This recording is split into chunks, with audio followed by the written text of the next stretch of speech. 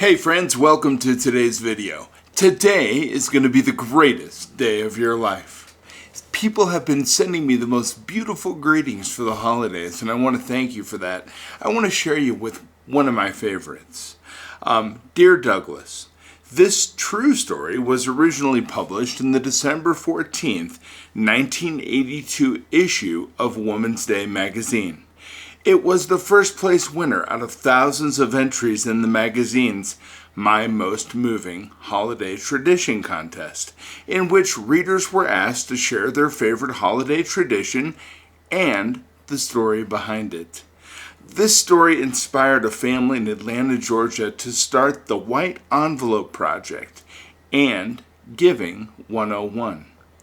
They are both nonprofit organizations dedicated to educating youth about the importance of giving. And I'll put a link to that foundation in the description of this video, okay? I just want to share this story with you. It's beautiful. I just love it. So, it's just a small white envelope stuck among the branches of our Christmas tree. No name, no identification, no inscription. It has peeked through the branches of our tree for the past 10 years or so. It all began because my husband Mike hated Christmas. Oh, not the true meaning of Christmas, but the commercial aspects of it. Overspending, frantic running around at the last minute to get a tie for Uncle Harry, and the dusting powder for Grandma.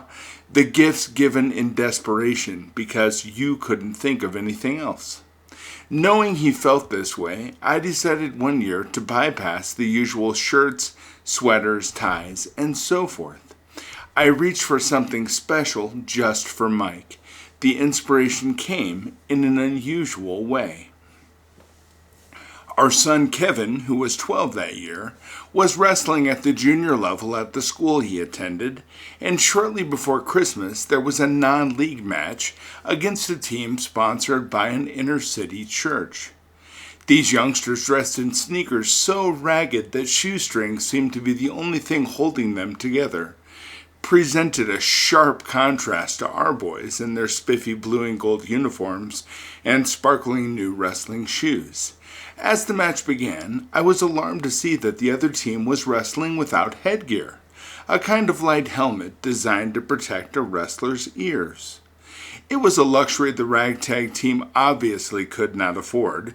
Well, we ended up walloping them. We took every weight class, and as each of their boys got up from the mat, he swaggered around in his tatters with false bravado, a kind of street pride that couldn't acknowledge defeat. Now Mike, seated beside me, shook his head sadly. He said, "I wish just one of them could have won. They have a lot of potential, but losing like this could take the heart right out of them." And Mike loved kids, all kids, and he knew them. Having coached Little League football, baseball, and lacrosse, that's when the idea of his present came. That afternoon I went to the local sporting goods store and bought an assortment of wrestling headgear and shoes and sent them anonymously to the inner-city church. On Christmas Eve I placed the envelope on the tree, the note inside telling Mike what I had done and that this was a gift from me. His smile was the brightest thing about Christmas that year, and in succeeding years as well. For each Christmas I followed the tradition, one year sending a group of mentally handicapped youngsters to a hockey game, another year a check to a pair of elderly brothers whose home had burned to the ground the week before Christmas, and on and on. The envelope became the highlight of our Christmas.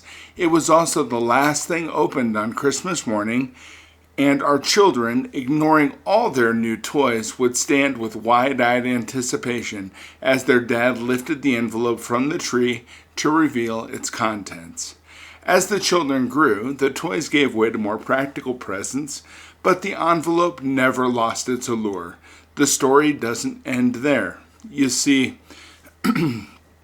we lost Mike a year ago due to dreaded cancer. When Christmas rolled around, I was so wrapped up in grief that I barely got the tree up. But Christmas Eve found me placing the envelope on the tree, and in the morning it was joined by 3 more. Each of our children, unbeknownst to the others, had placed an envelope on the tree for their dad. The tradition has grown and someday will expand even further, with our grandchildren standing to take down the envelope. Mike's spirit, like the Christmas spirit, will always be with us. That is a beautiful story. I'm not sure why I'm upset. I'm sorry. It made me sad. But I think it's such a beautiful Christmas tradition. I want to start doing it in my house this year. I want you to think about doing it in your house. You know what? I get so worked up over things like this. But I care. And that's why.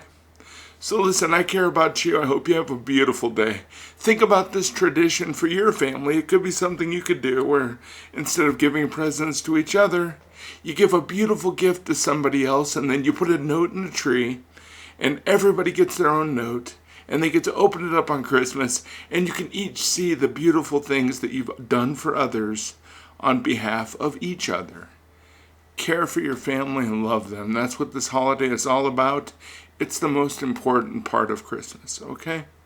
Be good to yourself. I'll be back tomorrow with some really great stuff, okay? And I know we're going to continue down this road of success because I believe in you. I think you're the best. And you know what? I really, truly do care about you. Have a wonderful day. I'll talk to you tomorrow.